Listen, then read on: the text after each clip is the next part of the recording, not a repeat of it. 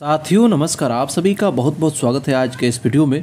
दोस्तों आज के इस वीडियो में हम लोग संगीत के बहुत ही शानदार प्रश्नों को देखेंगे जो आपके बीपीएससी टीआरई 4.0 में, चाहे आप टीजीटी के एग्जाम देना चाहते हो या पीजीटी का, उसमें बराबर रूप से काम देने वाला है। या आप अन्य कोई भी संगीत का एग्जाम अगर आप दे रहे हैं, वो चाहे केवीएस, एनवीएस, ईएमआरएस या डीएसएसबी, आप कोई भी अन्य एग्जाम देना चाहते हैं तो उसमें यह बराबर रूप से काम देने वाला है, चूँकि ये आपके सिलेबस से है, वीवीआई टॉपिक्स हैं और क्वेश्चन सभी एग्जाम में सिलेबस लगभग वहीं रहता है। अगर इस सिलेबस से क्वेश्चन आते हैं तो यही सब क्वेश्चन आते हैं, कभी भी क्वेश्चन कोई भी नया पुराना नहीं होता है। साथियों मैं आपसे हमेशा बोलता हूं कि प्लेलिस्ट ऑलरेडी बनाया गया जो पिछले एग्जाम में बहुत सारे हज़ारों प्रश्नों को करा दिया गया है, आप उस प्रश्न को ज़रूर देख लीजिएगा, आप फ़ायदे में रहेंगे। तो चलिए साथियों हम लोग क्वेश्चन को देखते हैं। नए हैं अगर चैनल को जरूर सब्सक्राइब कर लीजिएगा, क्योंकि आपको क्वेश्चन प्रैक्टिस के साथ साथ शिक्षा जगत की सारी खबरें मिलती है।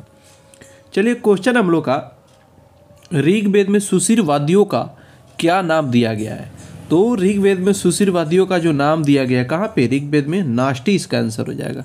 साथियों अगर आपको क्वेश्चन में किसी तरह के मिस टाइपिंग मिले तो उसके लिए मैं आप सभी से क्षमा प्रार्थी हूँ, क्योंकि टाइपिंग करते वक्त थोड़ी बहुत गलतियाँ हो जाती है, तो उसको आप लोग इग्नोर करते हुए प्रश्नों का भाव समझते हुए आंसर लगाएंगे। चलिए अगला क्वेश्चन है, वैदिक काल में गज का क्या नाम था? तो वैदिक काल में जो गज का नाम था वह इसका सटीक आंसर ईसी का हो जाएगा। अगला क्वेश्चन है, नारद ने कितने प्रकार के वाद्यों का वर्णन किया है?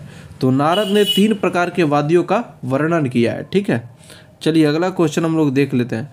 सारंगदेव ने किन्नरी वीणा के कितने प्रकार बताए हैं? तो सारंगदेव ने किन्नरी वीणा के कितने प्रकार बताए हैं?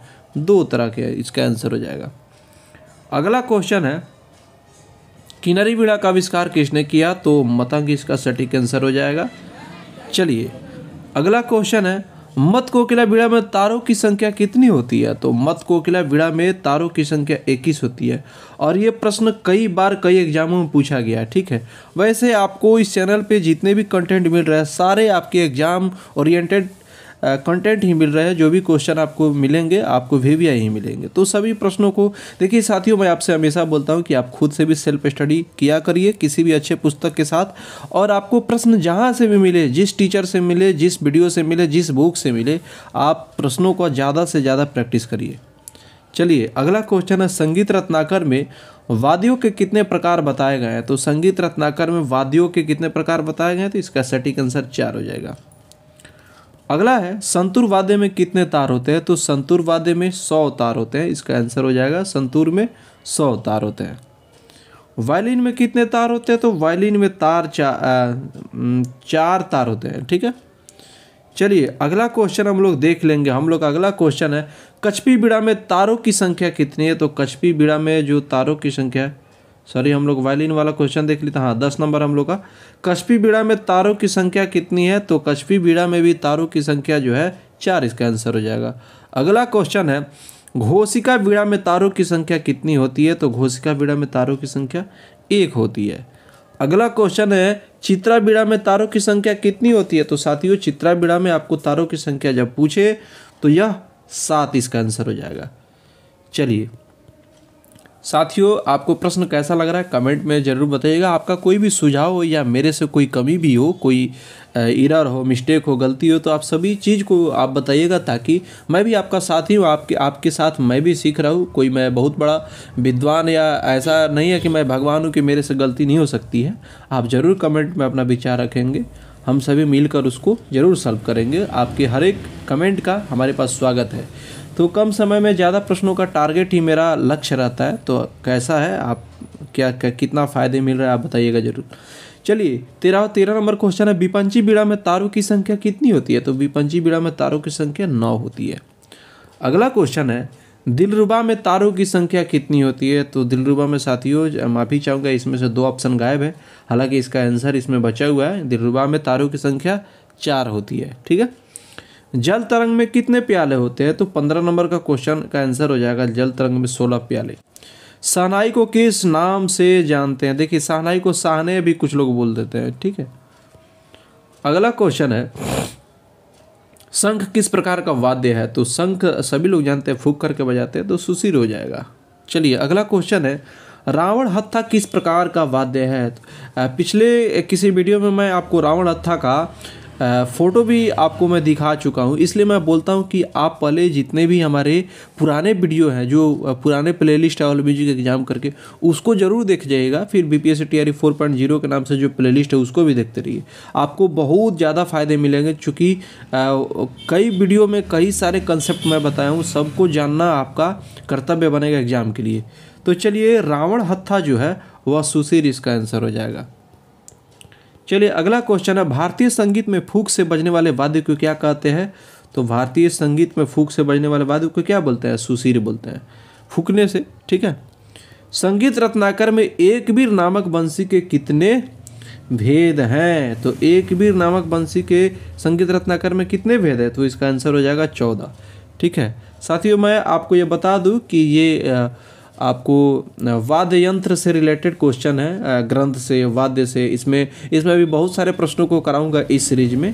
फिलहाल आज के इस वीडियो में मैं लगभग 40 प्रश्नों को करा दे रहा हूं, आगे भी और क्वेश्चन को करा दूंगा। क्योंकि लगातार बहुत ज़्यादा क्वेश्चन कराने में थोड़ा सा वीडियो का लेंथ लंबा हो जाता है और एक बार में ज़्यादा टारगेट भी हो जाता है। तो थोड़े थोड़े करके हम लोग एग्जाम के पहले बहुत सारे हज़ारों प्रश्नों का अभ्यास कर लेंगे और आपको एग्जाम में बिल्कुल मदद मिलेगा। चलिए, अगला क्वेश्चन है, शहनाई बजाते समय किस वाद्य की संगत होती है? तो 21 नंबर का जो आंसर हो जाएगा शहनाई बजाते समय। देखिए, यह इस तरह का जो प्रश्न रहता है उसमें मुख्यतः की बात हो जाती है, मुख्यतः, यानी कि शहनाई बजाते समय किस वाद्य की मुख्यतः संगत होती है? तो इसका जो सटीक आंसर होगा नगाड़ा। देखिए, संगत करने को तो तबला का भी हो सकता है, लेकिन जो सटीक आंसर होता है उसको हम लोग लगाते हैं ऑप्शन के हिसाब से। तो नगाड़ा हम लोग का आंसर हो जाएगा। चलिए, अगला क्वेश्चन है, भारत काल में वाद्य वृंद के लिए क्या संज्ञा दी गई? बहुत ही वीवीआई क्वेश्चन, या कई बार कई एग्जाम में पूछा गया है। आप लोग ध्यान दीजिएगा, भारत काल में वाद्य वृंद के लिए क्या संज्ञा दी गई थी? इसी को तो कुतुब बोलते हैं, कुतुब आंसर हो जाएगा। चलिए, अगला क्वेश्चन है, भारत काल में मृदंग वाद्य को क्या कहा जाता था? तो 23 नंबर क्वेश्चन का जो आंसर हो जाएगा, मृदंग को क्या बोला जाता था? त्रिपुष्कर। अगला क्वेश्चन है, अवनद वाद्यों को भारत काल में क्या पुकारा जाता था? देखिए, मृदंग को त्रिपुष्कर, अवनद को आपको क्या बोला जाता था? भांड बोला जाता था। ठीक है, तो इस चीज़ का ध्यान रखिएगा। बहुत ही शानदार प्रश्न आपको इस सीरीज में मिला होगा। अभी आगे भी बहुत सारे क्वेश्चन आपको मिलेंगे, चैनल पे बने रहेगा, सब्सक्राइब जरूर कर लीजिएगा। नए हैं तो आपके एग्जाम के पहले हज़ारों प्रश्नों को करा दिया जाएगा।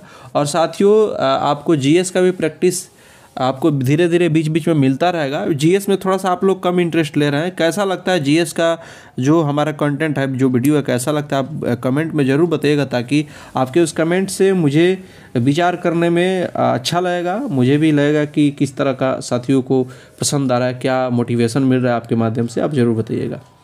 चलिए, अगला क्वेश्चन है, चित्रावीणा का प्रयोग कौन करते थे? रिपीटेड क्वेश्चन फिर से अलग ढंग से, मतागिंस का इसका आंसर हो जाएगा। दिलरुबा में किसका प्रयोग होता है?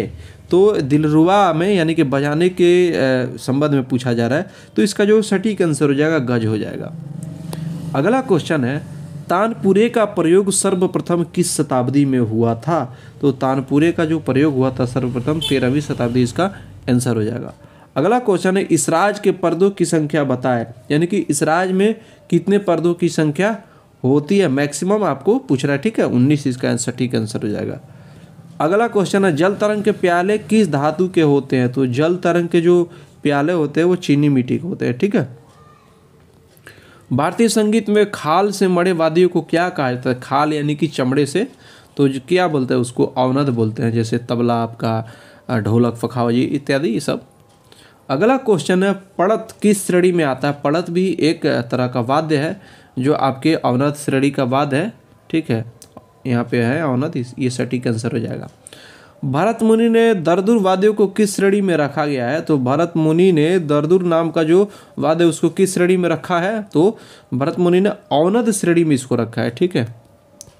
चलिए, अगला क्वेश्चन है, तानपुरे का उल्लेख सर्वप्रथम किस ग्रंथ में किया गया? तो तानपुरे का उल्लेख सर्वप्रथम किस ग्रंथ में किया गया? तानपुरे का उल्लेख जो किया गया सर्वप्रथम किस ग्रंथ में? तो संगीत परिजात में। साथियों, आपके previous year question BPSC TRE 3.0, 2.0 और बीपीएससी 1.0 का टीजीटी पीजीटी का जो भी क्वेश्चन बीपीएससी के माध्यम से अब तक पूछा गया है उस सारे प्रश्नों को मैं पिछले आपको आपका जो प्लेलिस्ट है उसमें मिल जाएगा। सारे वीडियो को मैं करा चुका हूँ, मैराथन भी करा चुका हूँ सारे प्रश्नों को एक साथ जोड़ करके। तो आप प्रीवियस ईयर क्वेश्चन भी अगर आप देखना चाह रहे हैं तो वहाँ पे ज़रूर देख लीजिएगा। और साथ ही डिस्क्रिप्शन में मैं टेलीग्राम का भी लिंक डाल दूंगा, आप वहाँ पे भी फॉलो कर लीजिएगा ताकि भविष्य में आपको किसी भी तरह का PDF वगैरह प्राप्त करना हो तो आपको वहाँ से मिल सके। तो चलिए हम लोग अगला क्वेश्चन देखते हैं। संगीत मकरंद में क्वेश्चन नंबर हम लोग का 34 है। संगीत मकरंद में बिड़ाव के कितने प्रकार बताए गए हैं? तो इसका जो है आंसर संगीत मकरंद में बिड़ाव के कितने प्रकार? 18 प्रकार बताए गए हैं। अगला क्वेश्चन है भरत मुनि ने आबोध, ठीक है, आबोध का प्रयोग किसके लिए किया था? तो इसका आंसर हो जाएगा क्या? भरत मुनि ने आबोध का प्रयोग संगीत वाद्य यंत्र के लिए किया था। अगला क्वेश्चन है मृदंग वादन का लेखक कौन है? तो मृदंग वादन ये पुस्तक है, उसके लेखक है पुरुषोत्तम दास, ठीक है। अगला क्वेश्चन है वाद्य प्रधान गीत कौन सा है? तो वाद्य प्रधान गीत आपका इसका सटीक आंसर हो जाएगा निरी गीत, ठीक है। अगला क्वेश्चन है जालरा किस श्रेणी में आता है? तो 38 का आंसर हो जाएगा जालरा का घन, ठीक है। अगला क्वेश्चन है मृदंग किस स्वर में मिलाई जाती है? तो मृदंग जो मिलाते हैं वो षड्ज स्वर में मिलाई जाती है, ठीक है। अगला क्वेश्चन है भरत मुनि ने कितने प्रकार की मृदंग का वर्णन किया? तो 40 नंबर क्वेश्चन का जो जवाब हो जाएगा भरत मुनि ने कितने प्रकार के मृदंग का वर्णन किया था? तो कितना हो जाएगा इसका आंसर? 3 हो जाएगा। 3 प्रकार के मृदंग का वर्णन किया था, ठीक है। साथियों आगे के प्रश्नों को इसको अगले वीडियो में हम लोग देख लेंगे, ठीक है। एजुकेशन गैंग में गेस क्वेश्चन आपको कराता है हमेशा, जो भी आपका एग्जाम ओरिएंटेड मटेरियल रहता है वो आपको यहाँ पे दिखाया जाता है। तो आप ज़रूर सब्सक्राइब कर लीजिएगा सभी तरह के शिक्षा जगत की खबरों के लिए और एकेडमिक आपका एग्जाम ओरिएंटेड जितने भी कंटेंट है उसके लिए। तो चलिए साथियों मिलते हैं हम लोग नेक्स्ट वीडियो में, तब तक के लिए आपका बहुत बहुत धन्यवाद। कमेंट में आप अपना विचार जरूर रखिएगा और अच्छा लगे तो दोस्तों में जरूर शेयर करिएगा।